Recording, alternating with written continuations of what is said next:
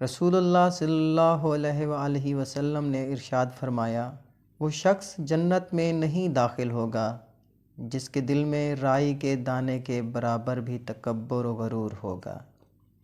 حضرت امام حسین علیہ السلام کی سخاوت۔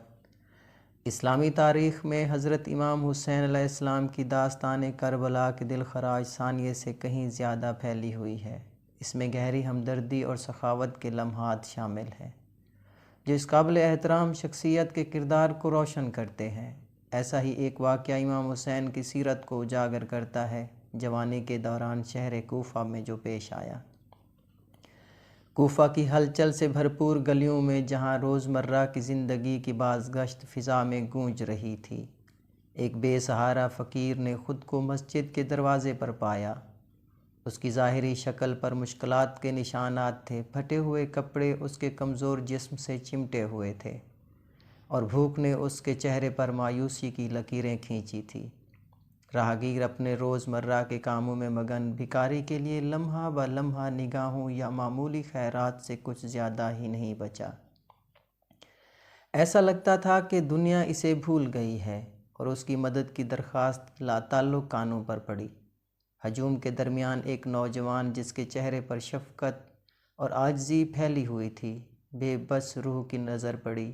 یہ کوئی اور نہیں بلکہ حضرت امام حسین علیہ السلام تھے، جو پیغمبر اسلام کے نواسے اور حضرت امام علی اور فاطمہ بی بی کے بیٹے تھے۔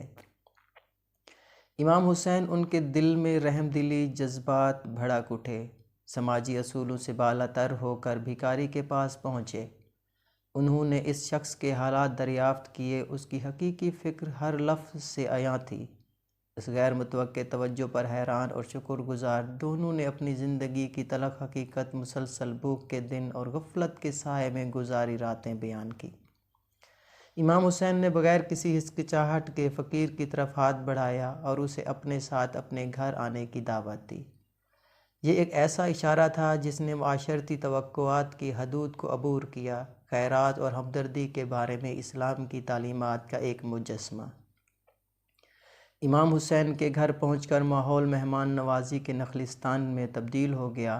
امام حسین کے اہل خانہ نے ان کی شفقت بھری طبیعت سے آگاہ کرتے ہوئے اس فقیر کو گرم جوشی اور ہمدردی کے ساتھ خوش آمدید کہا۔ شائستہ گھر اگرچہ معمولی، سکون کی چمک پیدا کرتا تھا۔ امام حسین علیہ السلام نے بھکاری کے پیٹ میں بھوک کی شدت سے آگاہ کرتے ہوئے اپنے گھر والوں کو کھانا تیار کرنے کی ہدایت کی۔ جیسے ہی کھانا پکانے کی خوشبو ہوا میں بھر گئی، حضرت امام حسین علیہ السلام نے سوال کرنے والے کو گفتگو میں مشغول کر دیا۔ اس نے توجہ سے سنا، نہ صرف رزق فراہم کرنے والے کے طور پر بلکہ ایک ہمدرد روح کے طور پر جو دوسروں کی بھلائی میں حقیقی طور پر دلچسپی رکھتا تھا۔ بات چیت مشترکہ انسانیت کے ایک ٹیپسٹری کی طرح سامنے آئی، تجربات اور چیلنجز سے گزرتے ہوئے جو بھکاری کے وجود کی تعریف کرتے تھے۔ حضرت امام حسین علیہ السلام کی ہمدردی اور سمجھ بوجھ فقیر کی زخمی روح کے لیے سکون بخش بام کی مانند تھی، ایک ایسی پہچان جو سماجی حیثیت کی رکاوٹوں کو عبور کرتی ہے۔ جب کھانا تیار ہو گیا تو امام حسین علیہ السلام نے ذاتی طور پر اسلام کی طرف سے سکھائی گئی عاجزی کو مجسم کرتے ہوئے بھکاری کی خدمت کی۔ یہ تعزیت کا مظاہرہ نہیں تھا بلکہ یکجہتی کا مظاہرہ تھا، ایک یاد دہانی تھی کہ اللہ کی نظر میں تمام جانیں برابر ہیں۔ فقیر شروع میں اجنبی تھا، اب نواسۂ رسول کے دسترخوان پر بیٹھ گیا۔ ان کی بھوک نہ صرف لذیذ کھانوں سے پوری ہوئی تھی بلکہ امام حسین علیہ السلام کے دل سے چھلکنے والی سخاوت سے بھی پوری ہوتی تھی۔ جیسے ہی بھکاری گھر سے نکلا، اس کے رویے میں گہری تبدیلی آ گئی۔ اب کوئی چہرہ مایوسی کا نشان نہیں رہا، وہ اپنے ساتھ امید اور شکر گزاری کا ایک نیا احساس لے کر گیا۔ امام حسین علیہ السلام کے ساتھ ان کی ملاقات رحم دلی کی تبدیلی کی طاقت کا ثبوت تھی، ایک ایسا سبق جو نہ صرف ان کے ساتھ بلکہ ان تمام لوگوں کے لیے گونجتا تھا جو ان کی کہانی سنتے تھے۔